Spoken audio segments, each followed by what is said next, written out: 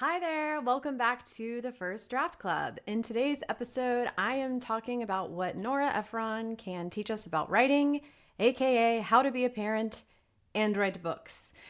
In the Book Incubator, which is the program that I run for novelists and memoirists, I have one-on-one calls with people where we troubleshoot their process. Everyone in the program is working on a book, either a novel or a memoir. And a recurring theme I have noticed lately that comes up in these calls is how we are all struggling to find time to write while having kids, also often jobs. Most of the writers in the program are women, not all, but the vast majority, and there are a lot of moms. And many of these moms also have jobs. So it's tough to carve out writing time. Well, I recently heard a quote from Nora Ephron before she died about how she managed to do it all. And it's the best advice I've ever heard about juggling priorities. I think about it all the time. And so I want to talk about it today. I wanted to create an entire episode around this amazing quote. So let's go.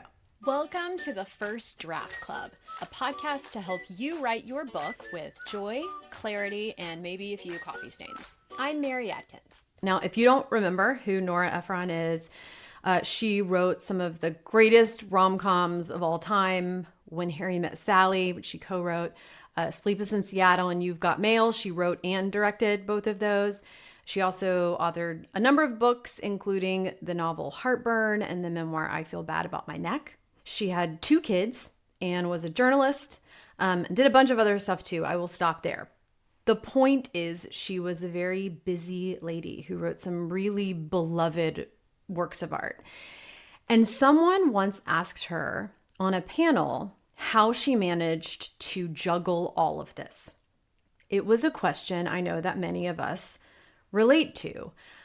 I often talk about how you don't need to overhaul your life to write a novel or memoir, or really any kind of book. You can knock out a draft in about a season just by writing about 45 minutes a day, 5 days a week, or 2 hours a week in a sitting, or any variation, on this theme that gets you a few thousand words a week.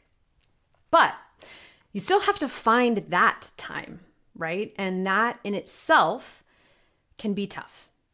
And then when you do find it, how do you justify actually taking it? How do you justify taking that time to write when it is not how you're paying your bills, when it is not doing something else that really matters to you, like showing up for your family or taking care of your children? I find that for many women in particular, this mindset game is like more than half the battle. And honestly, I know it is for me. I have published 3 novels and 1 memoir, and I wrote all but one of these books while being a parent and holding down a job. So I know that the struggle is real. I know it very well. Which brings me back to Nora. On this panel, Nora Ephron talked about how on any given day, she is juggling many balls. Some of these balls are plastic and some are glass. Some of the balls are going to fall. There are balls she will not catch. And so she's not going to try to catch all of the balls, okay? She just tries to make sure that the balls that she does catch are the glass ones, and she lets the plastic ones go. Let's unpack this, okay? From the outset, the idea alone of there being balls that simply will not be caught, so you don't have to try to catch them, makes me feel seen. I talk with my friend Rufy, who I know I bring up on this podcast, especially this season a fair amount. Rufy Thorpe, fellow novelist who teaches with me in the Book Incubator, is also a very close friend of mine. And she and I talk about this feeling regularly. It's a feeling that I think perhaps many moms, including moms who are not writers, harbor. It's a sense of low-grade failure. It's like a constant sort of nagging sensation of like not doing anything as well as you would like. This is not a cry for help. I don't need you to email me and tell me that I'm doing a good job at life. Although that would be a sweet, impulse. Most of the time, I understand intellectually that this is true. So that's what's so interesting about this feeling to me, this vague feeling of failure. It's this kind of elusive ideal of womanhood that doesn't exist, which is that one should be able to do absolutely everything important and do it to our personal highest standards, and that anything short of that is kind of a disappointment. So, should be able to have playtime with your kids, prepare healthy food for them, make sure they're reading at home and wearing enough sunscreen and learning to clean up after themselves so they don't turn into entitled jerks.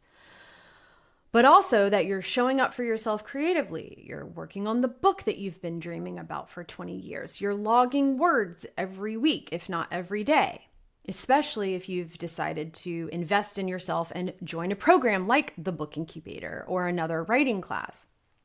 And then, on top of all this, if you have a job, you have professional responsibilities to which you are also trying to bring your A game. And we haven't even talked about who is maintaining the household, doing laundry and dishes and changing the sheets and handling it when the HVAC breaks in the middle of the summer. It's absolutely impossible to do all of this and to do it well in a 24-hour day. And so Nora acknowledging from the get-go that balls are dropped every day makes me feel better, because it's a kind of recalibration of reality, right? Lowering the bar of expectation to acknowledge the limitations of being a human. We're going to drop some balls and we're not even going to feel bad about it because we're not even going to try to catch them. Now, here is where it gets interesting. She says that she just makes sure that the balls she does try to catch are the glass ones. According to someone who was at this live event where she shared this anecdote, she clarified that she did not mean that the glass balls are her children and the plastic balls are her writing.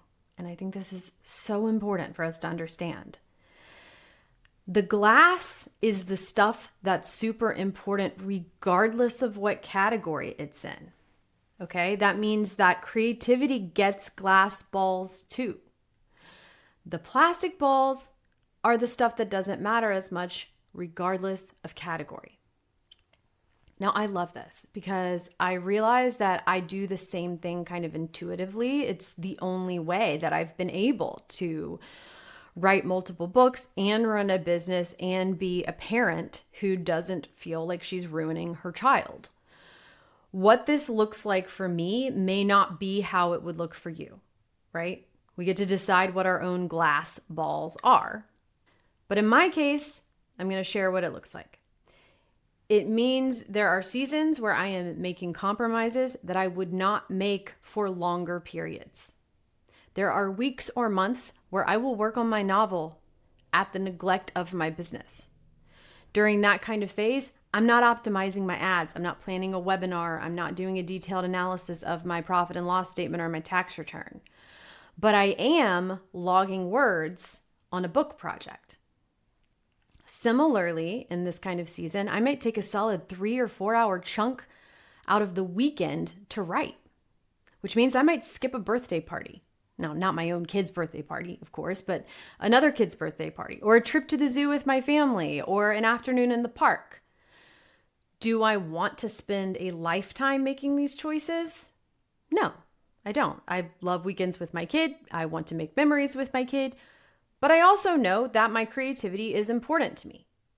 And I'm not even going to fall for the martyrdom trap here and say that it's important to me because it makes me a better parent, okay? Even if it didn't make me a better parent, it would still be important because it's important to me as a person. It's okay to have things that matter to us without having to come up with reasons why they are also good for someone else, okay? If you are a woman, I'm talking to you because I find we often need to hear this. We need someone to say this to us. So creativity matters to me. And as a writer, I am what Cheryl Strayed has described as a binge writer. When I'm working on a book, I'm all in it. And then when I finish that draft, I can set it aside and I can go, a couple months without writing at all. So that's why I say that I might prioritize my writing for a season and then go back to prioritizing other parts of my life. Okay, to continue for a moment more sharing what my personal glass and plastic balls are. One glass ball for me as a parent is snuggle and book time before bed. This is time for my son and me to connect. But a parenting plastic ball for me is screen time. Now feel free to gasp and scream. My name is Mary and I let my kid watch screens. I let him watch screens. I do, because sometimes I'm writing and sometimes I just need a minute to do something I want to do.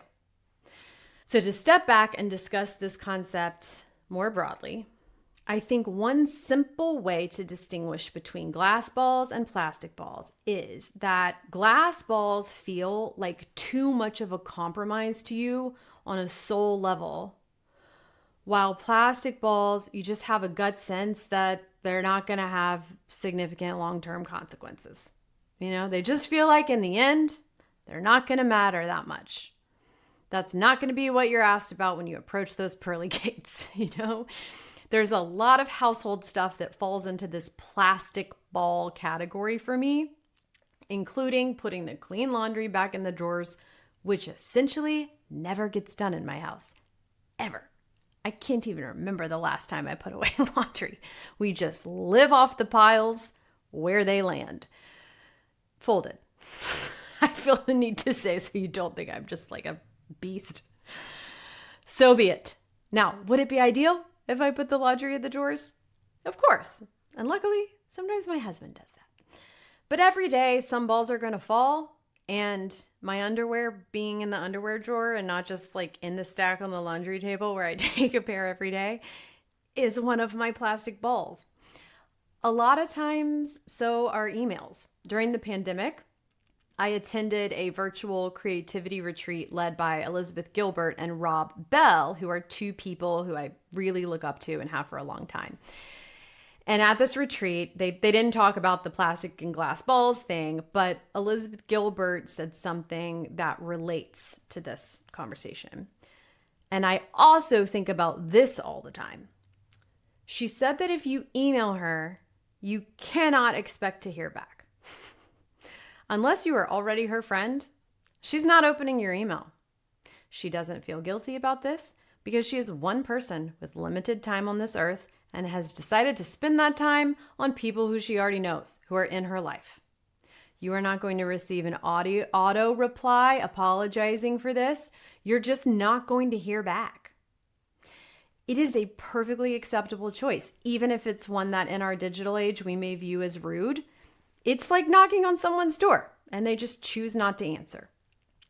For Liz Gilbert, emails from strangers are her plastic balls. And you know what? I'm thrilled about this. I am happy for her that she has this boundary, and I'm happy for us that she has this boundary because I love her book so much. City of Girls, her novel City of Girls came out a while back, a few years ago, was so good. And selfishly, I want her to have the time and energy to write more fiction. I also think that as a woman, she is modeling behavior that most of us could deploy more, which is not assuming that we have to make ourselves available to everyone and their requests all the time, whatever that may be, picking our brains over coffee. So use this analogy if it's helpful to you in balancing the various priorities in your life. And remember that creativity gets to have glass balls too.